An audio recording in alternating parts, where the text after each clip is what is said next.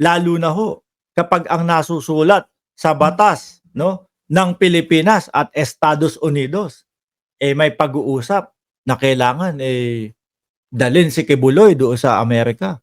Kailangan sundin ng Pilipinas ho yan. Eto po mga kababayan, susunod nating topic. We will have to... Wait lang! We have a treaty with the US. It's part of the law of the land. We will have to play it out well. Ayan, pag-aaralang maigi. Pakinggan ho natin mga kababayan. At syempre, hindi ko na ipe-play dyan yung video. Dito na lang po. Ito na po ang pag-uusap patungkol kung ibabiyahe ba si Kibuloy agad-agad, no, sa Estados Unidos. Masasaktan si si Edsea Santos. Iiyak dito si Edsea Santos pag nakita niya yung poon niyang si Kibuloy.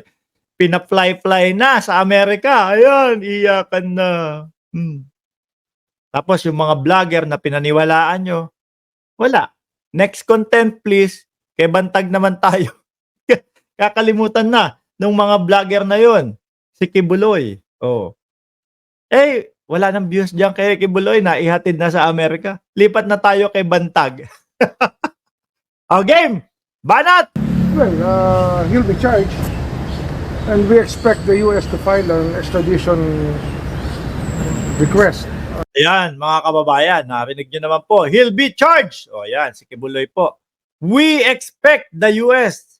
Wala pa man sulat ang Estados Unidos, pero syempre mga bossing, pero syempre po mga kababayan, alam na po dahil nga sabi niya, 'di ba? Meron tayong treaty with US. Hindi naman po pwedeng baliwalain 'yon dahil lang po, no, sa nagngangalang Kibuloy na anak ng Diyos, na may-ari ng universe na pinapaniwalaan nila Edsea. Edsea, kamusta naman? No? Yung paniwala nyo na si Kibuloy ay may-ari ng universe. We expect the US to file an extradition request very soon. Ayan nga. This is ready in custody. Yari. Sabi ko, iniisip ko nga, naku, hindi kaya kasi mas nauna namang mag-post ng wanted Kibuloy ang FBI, inisip ko mga kababayan, hindi kaya ipadala agad-agad to? Di ba? Hindi kaya agad-agad ipadala ito sa Estados Unidos? Ganun kaya ang mangyari? Pakinggan ho natin. Very soon, this is already in custody. So, and remember, we have a treaty with the US. May treaty nga daw tayo sa US, and then... it's part of the law of the land. We will have to play it out well. We have to study it properly so that we know what to do. I'll be talking to the Executive Secretary tomorrow afternoon about this matter. Pero sir, haharap pa rin siya sa justicia ng Pilipinas? Oh yes. He should face the music here. Especially na pinahirapan niya yung mga pulis. Hanapin siya. Ganun din pala, susuko rin pala siya o mahuhuli rin pala siya, di ba? Nahirapan niya ang ating kapulisan Pero sir, correct, grabe yung hirap. Ano po, ibiruin nyo mga kababayan, 2 linggo na nagtago. Nung sukol na, nung corner na, lalabas na lang po kami. Ibang klase yung style ni Kibuloy. Ano mga bossing? Nung sukol na, sige, magkukondisyon na lang kami. Sige, ano kondisyon mo? Ayaw ko lang makita si Torre. Nakakatawa ho ang kondisyon ni Kibuloy, mga kababayan. Siguro, ang pait ng panglasa ni Kibuloy kay General Torre. Biruin mo ba naman, mga kababayan? Biruin nyo ho naman, mga kababayan. No? Hindi niya akalain na nag-iisang Torre ang magpapabagsak sa kingdom ni Kibuloy. Hindi niya akalain yun. Pero nagawa po ng maayos ng magiting na general, mga kababayan, yung kanyang trabaho. Tuloy natin ito.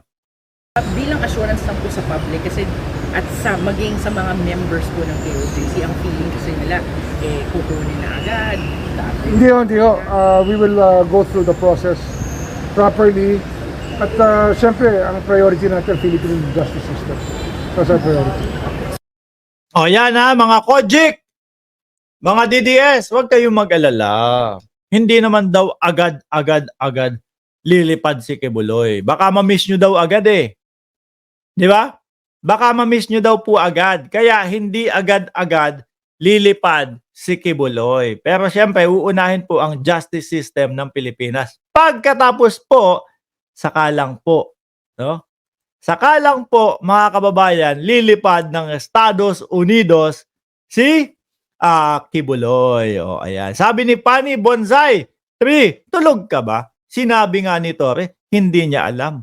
Bangag ka ba? Sabi ng PNP. Sa loob ng compound nakuha si Kibuloy. Oh. Di ba? Sa loob ng compound.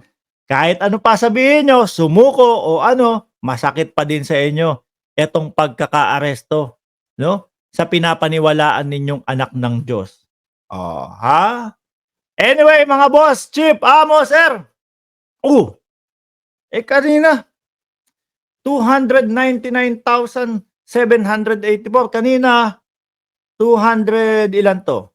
Parang 400, parang 300 plus pa. Aba, ngayon konti na lang. 215 subscribers na lang po, mga kababayan, at maaabot na natin ang 300,000. Aba, 1,236 naman kayo dyan. At doon sa mga makakapanood ng review. Aba, naaaliw yata kayong gumagalaw yung numero. Huwag nyo pong kalimutan na mag-subscribe, mag-like, and mag-share. Muli po, mga boss, Chief, Amo, sir. Hayaan po natin si Edsea Santos na umiyak ng umiyak dyan. At si Fanny Bonsai. Bahala kayo dyan. Umiyak kayo. Basta kami, masaya kami sa pagkakaaresto sa bugante na si Kibuloy. At take note, sunod ang ICC. Iiyak kayo lalo dun.